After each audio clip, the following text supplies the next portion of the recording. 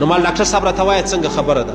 ول مولوي صاحب په دې ښار کې داسې زنانې سته چې هغه د مختلفو بیمارۍ سره مخامخ دي. په دې ښار کې داسې زنانې سته چې هغه د مختلفو بیمارۍ سره مخامخ دي. د هغه بیمارۍ نوم زه اخیستلی نسم. نو بیا ول دغه زنانې پر دوکانو هم ګرځي، پر دفترانو هم ګرځي، پر پام اوسو باندې هم ګرځي، خلک یې کورو لره هم بیایي، خلک یې د ځان سره انې لره هم بیایي، زیارت لره هم بیایي، بولان لره هم بیایي د بدکارۍ دپاره. نو بیا ول مولوي صاحب په دې زنانو کې دغه بیماري ده، یو ډېره بېادبي ماب، ډېره بېادبي ماب، هغه د ایډز بیماري چې موږ ته یې کومه بولو، علاحده د دې ورځ منځل کېږي پر دنیا چې دا څومره خطرناکه بیماري ده او دا څومره بیکاره بیماري ده او څومره انسانان په دا رقم بیمارۍ کې مبتلا سوي دي، د هغې بیمارۍ څومره سوي دي. عزتمن کسان، محترم کسان چې د بل چا سره یې مخ توروئ، د بل چا پر لاره روان و، پر بدکارۍ روان و، الله پاک په هغه بیماري کې اخته کړي دي. نن خالي پوښتنه وکئ، که ژوندي دي پوښتنه ځینې وکئ، که مړه دي ورسي د قریبانو څخه پوښتنه وکئ چې څنګه معامله وله. دو ما ته ویلي ول مولوي صاحب په دې ښار کې دا زنانې ګرځي او دغه بیماري دې زنانو لره راغلې ده. دغه بیماري چې کوم ما نم در واخیستی، تر دغه بیمارۍ لا هم ډېره خطرناکه ده چې هر سړی د دې زنانې سره یو ځای سي، بېادبي دې ډېره معافي، بدکاري کوي، بېلاري کوي، یا پلانی کار کوي، یا پلانی کوي، یا پلانی کوي، زه نومونه نسم اخیستلی. صحیح سلو؟ ستا خور زما خور ده، ستا لور زما لور ده. زه نه غواړم چې ته د خپلې لور پر مخ زما بیان وانه ورې، د خپلې خور پر مخ زما بیان وانه، زه دا نه غواړم. الله دې وساتي که ما یو غلطه خبره کړې، اول د دې خپلو خوندو څه معافي غواړم، اول د دې خپلو لوڼو څه معافي غواړم چې زه مجبوره یم، زه څه وکړم. ویلي مولوي صاحب په دې ښار کې څه محترم کسان مړه سولو.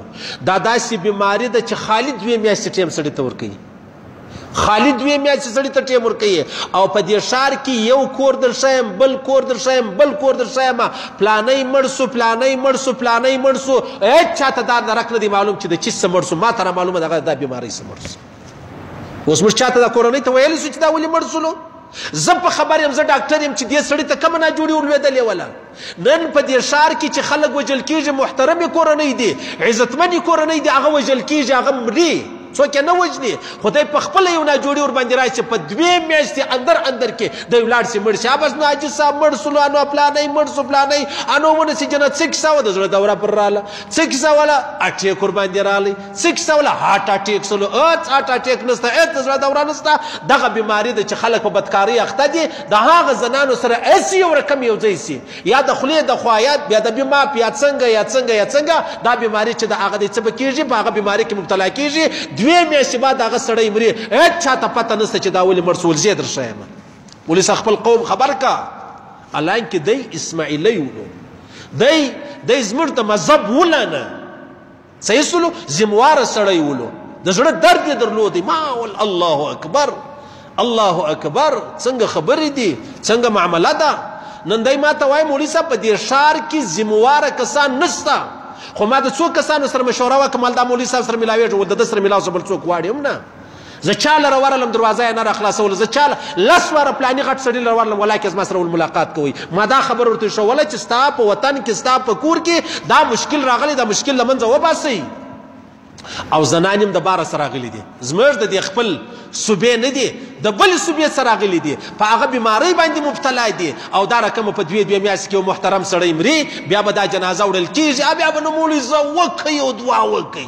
د سارا دعا مې په یاد دی، په پښین کې چې ورځې پلاني مولوي صاحب دعا وک، هغه دعا وک، پلاني کلي مولوي صاحب دعا وک، هغه دعا وکه. 21 ملایان راغلي دي، 21 دعاوې وکړي. منیر شاکر پر چم باندې هغه ظالم په یوه دعا جنت ته ربوتې، دا 20 دعاوې ولې ضایع کوئ؟ صحیح سلو؟ دا اصله خبره دا ده چې دی مړ دی. د چی څه مړ دی؟ دی د هغه بدکارۍ څه مړ دی، دی د هغه بیمارۍ څه مړ دی، دی د هغه بیمارۍ چې په چا کې بیماري وه هغه یې ځینې واخیستله، په 2 میاشتې کې ولاړی. صحیح سلو؟